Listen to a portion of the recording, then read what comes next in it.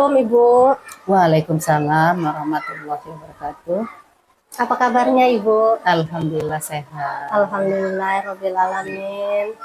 Ibu, ini saya mohon maaf. Saya mengganggu waktunya Ibu tidak nih? Oh enggak, kebetulan lagi ada yang belum dikerjakan lah. Oh iya, alhamdulillah kalau siap. seperti itu ya Bu ya.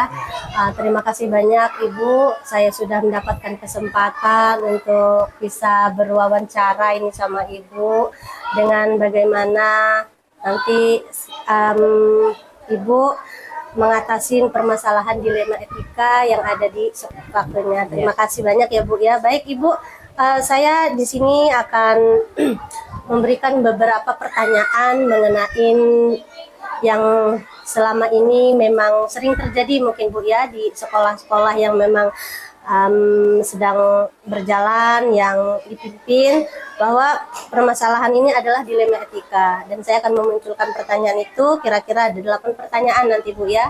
Apakah Ibu memang nanti bersedia ya Bu ya? Insya Allah akan saya coba. Alhamdulillahirrahmanirrahim. Baik Ibu, langsung saja saya akan mengajukan pertanyaan saya yang pertama. Yang pertama adalah selama ini bagaimana Ibu dapat mengidentifikasi kasus-kasus yang merupakan dilema etika atau bujukan moral pada sekolah Ibu? Baik, terima kasih. Assalamualaikum warahmatullahi wabarakatuh. Waalaikumsalam warahmatullahi wabarakatuh. Saya mengidentifikasi sebuah kasus. Terlebih dahulu saya akan melihat dari sudut pandang moral dan hukum. Apabila kasus tersebut ternyata melawan hukum, maka sudah barang tentu kasus tersebut benar atau salah.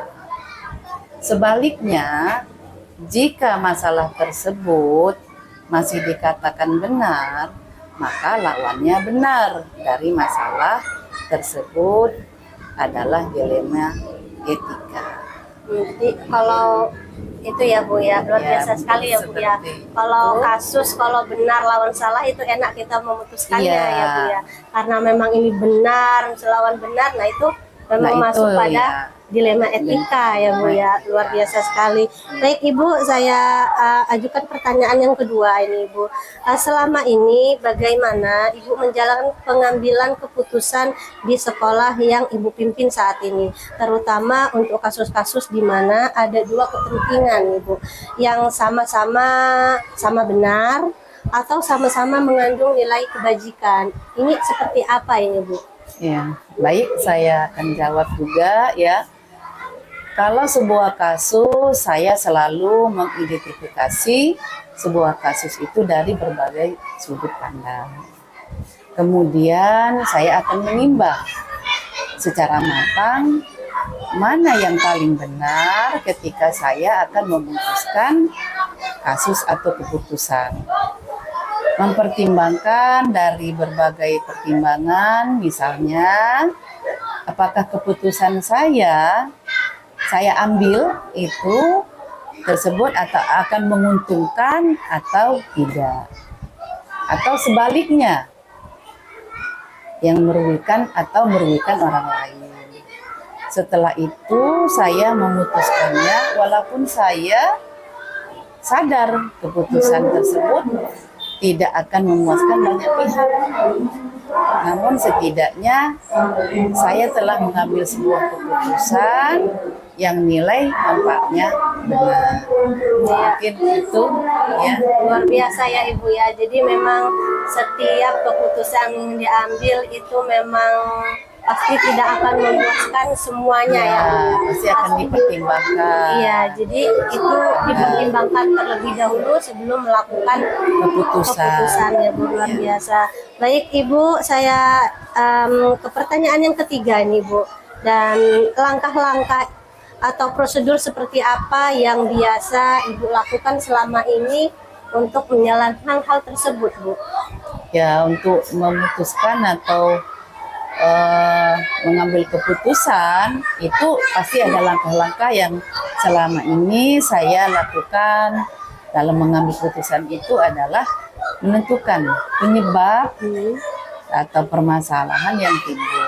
Iya. Kemudian saya menentukan siapa saja yang terlibat. Iya. Ya. Kemudian mendiskusikannya di dalam, bukan hanya saya yang memutuskan, tapi saya harus berdiskusi dengan khususnya warga sekolah ini. Sekolah ya, Bu. Ya. Kemudian kita mengambil solusi. Iya. Ya, mengambil sebuah keputusan. Kemudian saya mempertimbangkannya lagi Iya, iya. tentang solusi tersebut. Nah, apakah itu menguntungkan atau merugikan juga. Iya, iya. Nah, Betul jika sekali. saya mengambil keputusan tersebut, setelah saya pertimbangkan itu dengan matang-matang ya, baru saya mengambil sikap untuk membuat sebuah keputusan. Luar biasa sekali Bu ya. Saya mendengarnya ini udah yang step by step itu terkontrol semuanya, rapi itunya. Jadi semuanya itu masuk seperti apa ya Bu ya, tersusun. Ya, Jadi artinya sebuah keputusan tuh nggak bisa juga saya putuskan iya, sendiri. Iya Bu. Ya. Luar biasa sekali Bu ya. Nah, jadi selama ini perlu dipertimbangkan segala sesuatunya sebelum memutuskan ya Bu ya. Iya. Dilihat dari segala aspek dan seginya ya Bu ya. Iya. Baik Ibu, saya ke pertanyaan yang keempat ini Iya. Bu. Hal-hal apa saja yang selama ini Ibu anggap efektif dalam pengambilan keputusan pada kasus di dilema etika ini Bu? Ya, terima kasih. Nah, ini selama ini saya anggap efektif dalam mengambil sebuah keputusan itu pada kasus-kasus dilema etika. Saya melakukan analisis terlebih dahulu. Iya, iya. Ya, tentang kasus-kasus tersebut. Kemudian saya menentukan solusinya yang sesuai dengan peraturan dan norma yang berlaku, yang mengedepankan kepentingan umum. Kemudian keputusan yang saya ambil tersebut harus bermanfaat bagi banyak orang, ya, dan baik untuk jangka panjang. Lengkap sekali Bu ya. Jadi Ibu analisis dulu setiap permasalahan itu Bu ya. Kita akan memikirkan jangka panjangnya, bukan hanya sekarang saja. Ya betul sekali Bu. Bukan hanya saat ini. Saat jadi memang ini. untuk jangka panjangnya panjang. ya Bu ya. Ya. Luar biasa sekali Ibu. Ibu yang kelima ini hal-hal apa saja yang selama ini merupakan tantangan ini Bu? Tantangan dalam pengambilan keputusan seperti dilema etika itu Bu ya. Hal-hal apa saja nih Bu kasus-kasus pada dilema etika ini? Nah, ini tantangan ya. Iya. Jadi tantangan ini dalam mengambil sebuah keputusan menurut saya adalah mencari sebuah keputusan yang terbaik. Terbaik ya Bu ya. Ya, karena saya sadar kasus tersebut merupakan masalah yang sama-sama benar. Yang harus cermat dalam mengambil sebuah keputusan sehingga keputusan tersebut harus menguntungkan kedua belah pihak. Iya, iya. Dan tidak merugikan salah satunya. Jadi artinya dua-duanya itu dapat. Jadi dia iya. tidak dirugikan dan yang satu juga tidak diuntungkan. Jadi harus kita lihat dulu kasusnya itu tadi ya. Artinya ini tantangannya adalah memutuskan itu Ya, tadi Bu ya. memutuskan. Bagaimana kita memutuskan ya kita harus kita telah dulu ini permasalahannya apa ya Bu ya. Itu memang tantangannya Bu ya. Jadi yang selanjutnya ini Bu, saya bagaimana dan apakah Ibu ini memiliki sebuah apa ya Bu ya, tata kelola atau jadwal tertentu dalam sebuah penyelesaian kasus dilema etika ini Bu? Ya, baik. Dalam memutuskan sebuah kasus yang ringan, biasanya langsung saya putuskan. Iya. Yang ringan Di langsung hari itu diputuskan saja. ya, Bu, ya? Bisa saya putuskan di hari itu. Bisa langsung di hari Langsung itu di ya hari Bu ya. itu. Namun jika masalah ini saya hadapi sangat berat, Iya. saya akan melakukan sebuah langkah-langkah Iya, iya. untuk mengambil sebuah keputusan tersebut. Misalnya, Apa nih Bu langkahnya misal yang akan diambil? Ya. langkahnya Misalnya tadi ya Bu ya. ya misalnya menentukan penyebab. Menentukan. Yang menentukan penyebab dari masalah itu, lalu menentukan siapa saja yang terlibat. Ya. Kemudian menanyakan kepada orang-orang yang terdekat dan mendiskusikannya untuk membuat beberapa solusi keputusan.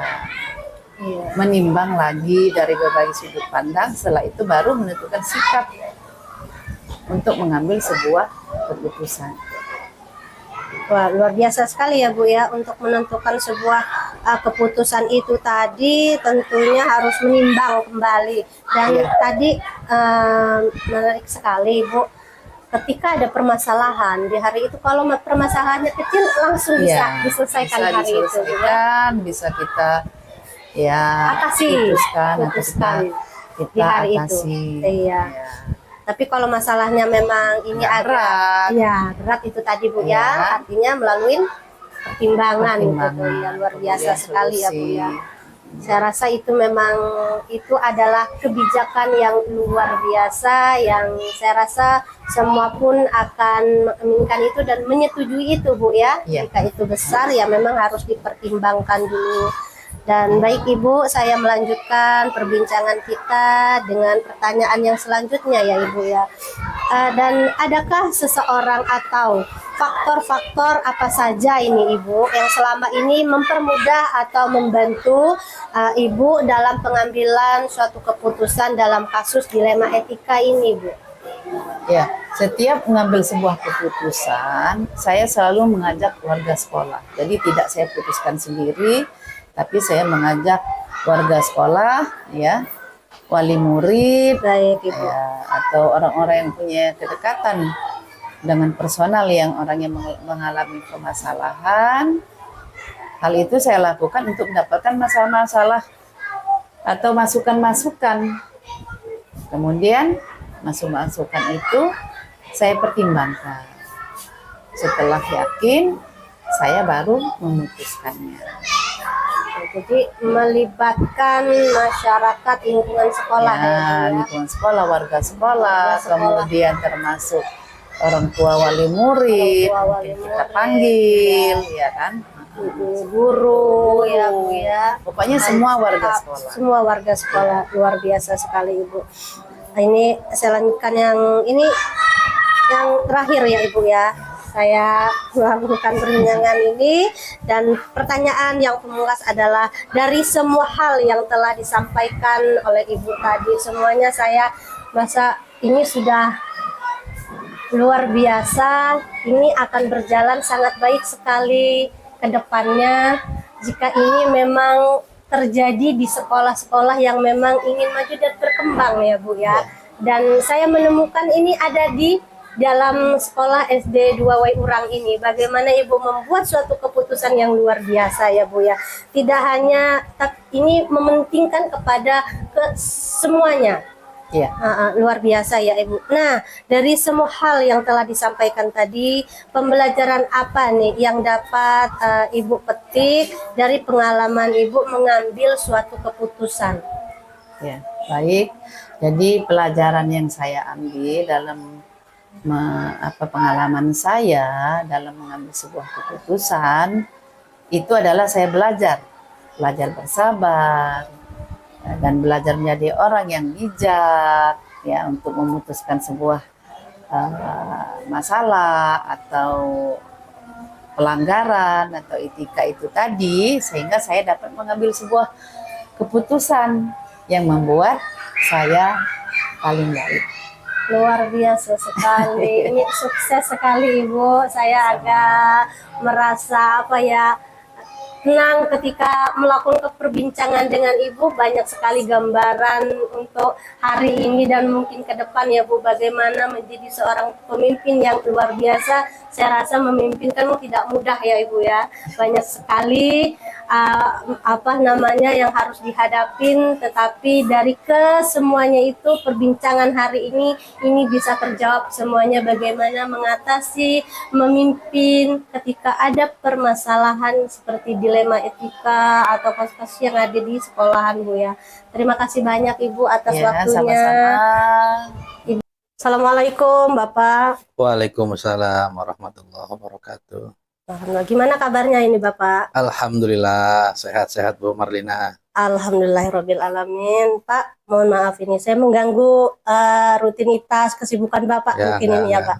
Nggak apa-apa. Alhamdulillah bisa bersilaturahim di sekolah kami. Alhamdulillah. Alhamdulillahirrabbilalamin. Terima kasih banyak Bapak ini atas kesempatannya saya bisa berbincang-bincang dengan Bapak, melakukan percakapan. Ini adalah tugas saya sebagai calon guru penggerak Angkatan 9.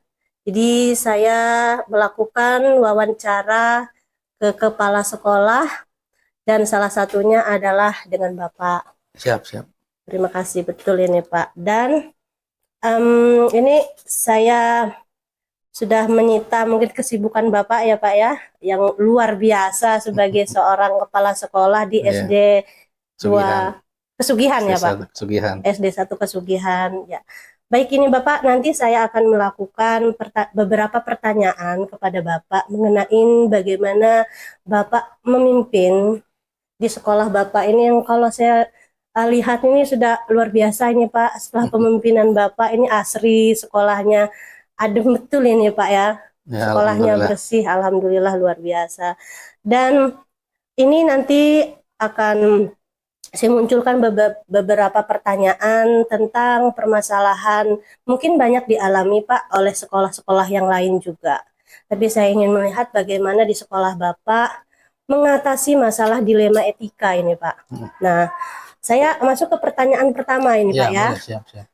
Bagaimana Pak selama ini Bapak mengidentifikasi kasus-kasus yang merupakan dilema etika atau bujukan moral di sekolah Bapak? Oke.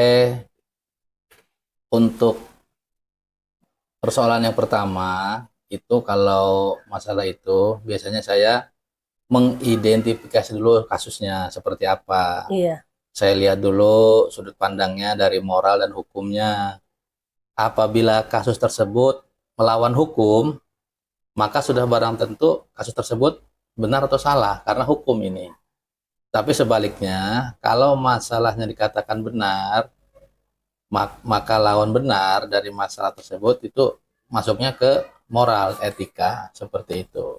Jadi kalau kita memutuskan permasalahan yang sudah terlihat benar lawan salah, itu enak Pak ya untuk Ya, memutuskannya. betul, Tentunya betul. kita akan memutuskan yang Yang benarnya. benar. Tapi yang bingung itu kalau benar dengan Benar. Nah, Nah, ini itu. masuk pada ke dilema etika, ya Pak ya, dilema ya Pak ya, dilema etika etika. atau moral tadi. Iya, luar biasa. Baik, Bapak, saya ke pertanyaan yang kedua ini, Pak.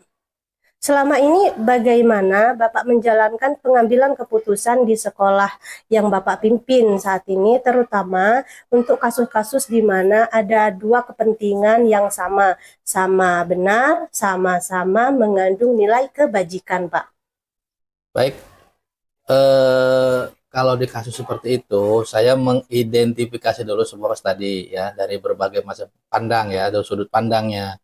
Kemudian setelah itu saya nimbang ya, mengkalkulasikan secara matang mana yang paling benar ya. Nah, kalau memang semuanya benar, kita cari yang paling benarnya. Ketika saya mengambil sebuah keputusan, mempertimbangkan diri, mempertimbangkan dari berbagai pertimbangan. Misal, apakah keputusan yang saya ambil tersebut menguntungkan banyak orang atau sebaliknya banyak merugikan orang. Ini yang harus kita hindari. Setelah itu baru saya memutuskannya, walaupun saya sadar keputusan tersebut tidak akan memuaskan banyak pihak.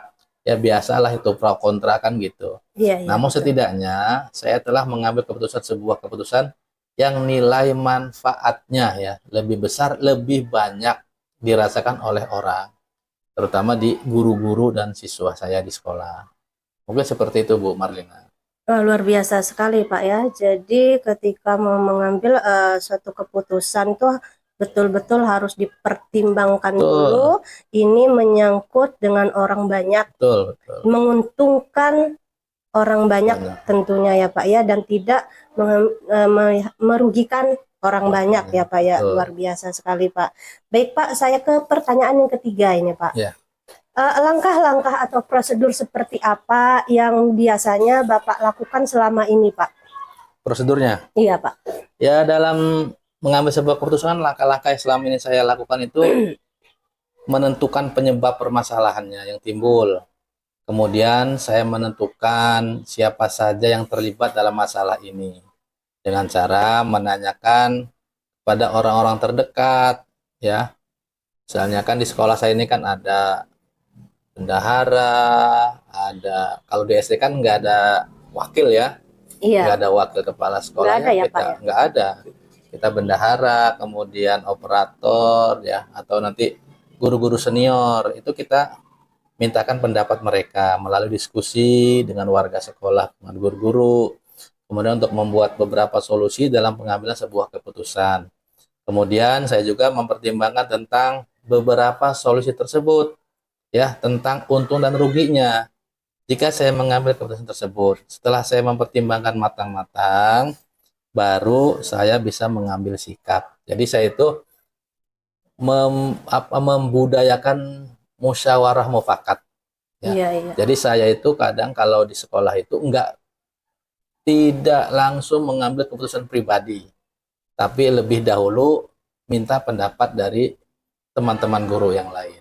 Mungkin seperti itu Bu Marlina. Nah, luar biasa sekali Pak ya. Mengambil keputusan tidak Tidak dengan pendapat sendiri. secara serta-merta menurut pendapat sendiri, akan tetapi dimusyawarahkan dulu dengan rekan-rekan guru, dengan pihak sekolah ya Pak ya. Ya. Apalagi dalam mengatasin, misal kalau mungkin kasus yang agak ringan mungkin bisa Pak ya. Bisa. Mungkin bisa. Atau yang memang butuh cepat.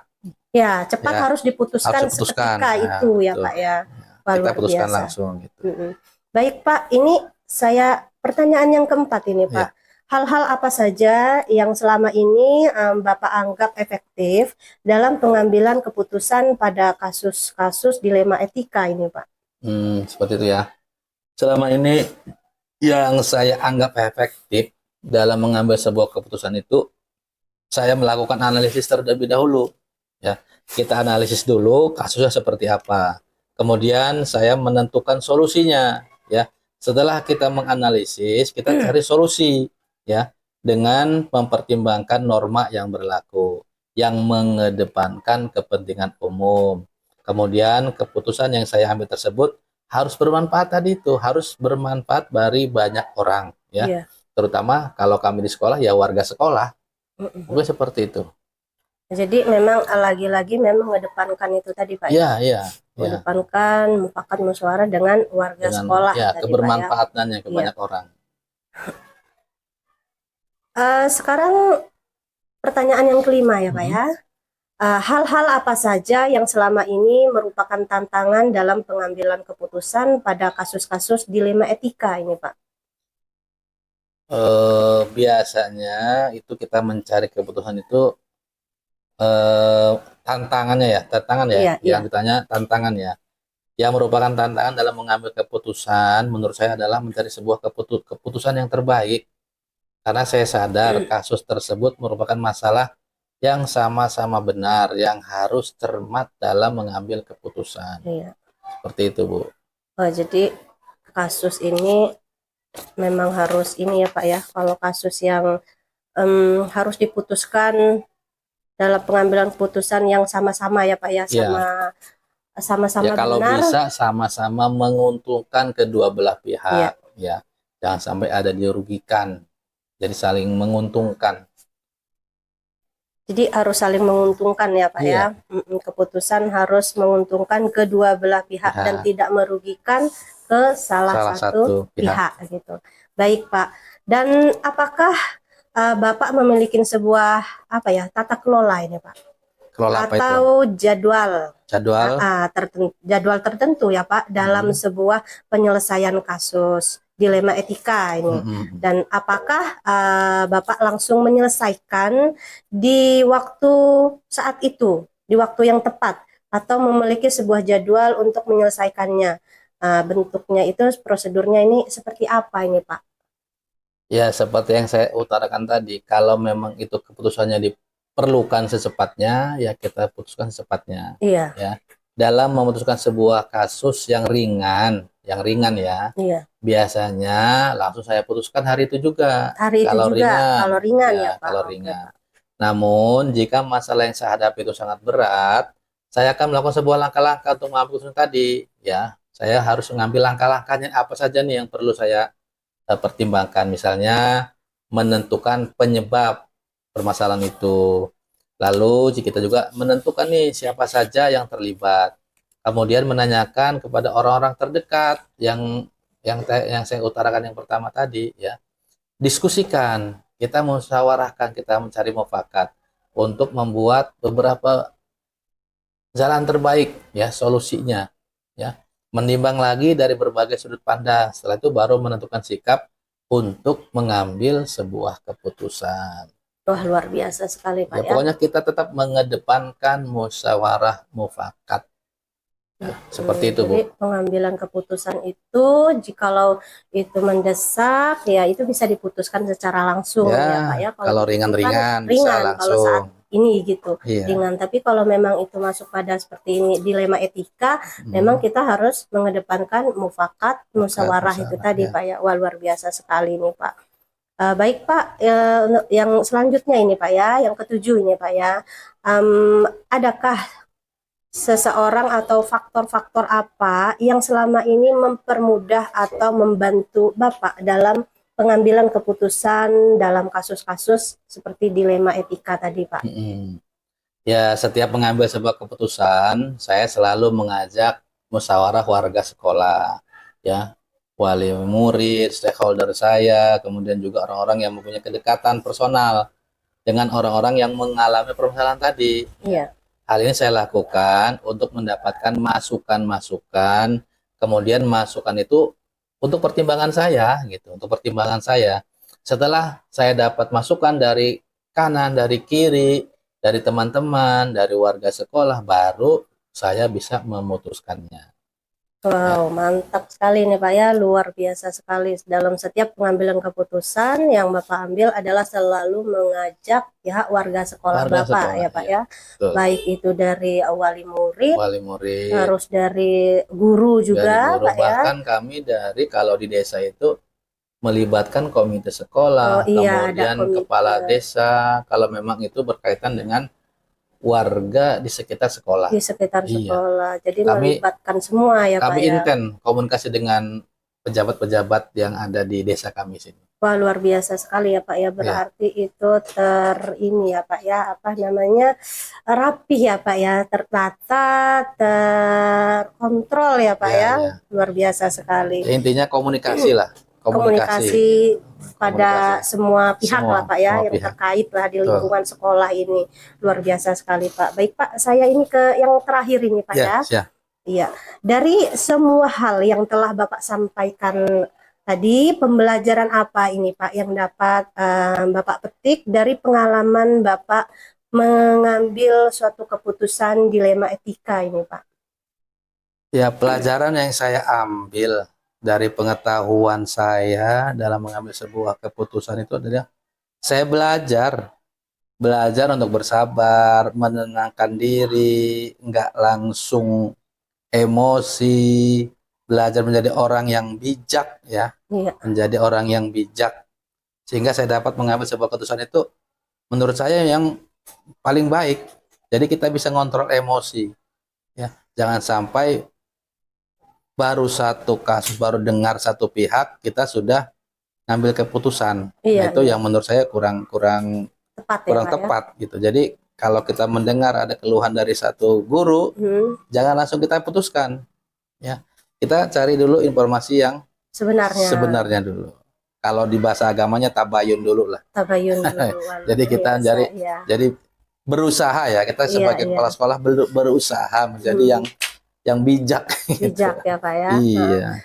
Dan dalam memutuskan suatu permasalahan itu memang harus kesabaran itu tadi Pak ya, Betul, dalam betul. posisi sikap yang tenang Iya, ya Pak ya. jangan sampai kita ada tendensius ke salah satu guru. Iya, iya Ya, Pak. siapa aja nggak boleh kita. Jadi sehingga keputusan yang kita ambil ada keputusan yang menurut paling baik lah Pak Betul, ya. betul. Itu. Jadi luar biasa sekali nih Pak, Ya, percakapan bersama dengan Bapak Muhammad Syahid, MPD. Saya sangat apa ya Pak ya. Saya Ya, mudah-mudahan luar termotivasi, biasa lah. mudah-mudahan Termotivasi ya ini Pak. mudah-mudahan bisa diambil yang baiknya ya, yang baik. Amin, Silakan amin. diambil. Tentunya ini bisa diambil ininya Pak ya, Iya. pembelajarannya dari Bapak bagaimana memimpin suatu sekolahan yang besar, tidak menghadapi banyak sekali apa ya Pak ya, karena kalau menggabungkan banyak kepala kan pemikiran yang Banyak. berbeda-beda Pak ya. Betul, Jadi betul. tapi di sini saya lihat memang Bapak luar biasa sekali dalam sikap mengambil keputusan pun bijak sekali ya Pak ya. Ya, mudah-mudahan. Terima kasih banyak Pak atas waktunya. Sama-sama, Mudah-mudahan Bu Bapak Marlina. sehat selalu. Amin, Sukses amin. untuk Bapak. Sukses juga untuk Bu Assalamualaikum. Marlina.